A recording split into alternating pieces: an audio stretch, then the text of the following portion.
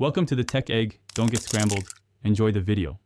You start by power cycling to remove temporary faults. Unplug the Virgin Media Hub 3. 0. Wait a full 60 seconds, then plug it back in. While it reboots, check the front LEDs for power, broadband, and internet so you can compare normal versus problematic patterns. This tells you if the issue is local or upstream. Once the lights stabilize, connect a laptop via Ethernet to bypass Wi-Fi variables, and make sure you have the admin password handy for the next diagnostic steps. Once wired, inspect the coax and power connectors to rule out simple physical faults.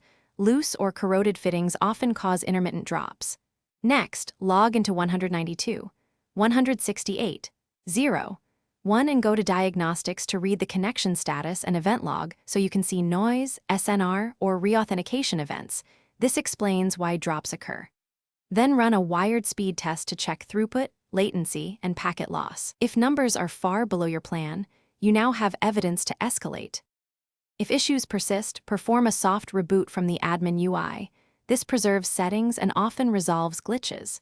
If problems continue after verifying backups, perform a factory reset, then reconfigure Wi-Fi name, password, channel, and any port forwards.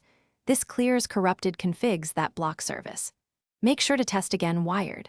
If stability is not restored, collect the event logs, LED behavior, and your speed test results. Then contact Virgin Media Support and provide that evidence so they can check the line or... Thanks for watching. Consider subscribing if I helped unscramble your problems.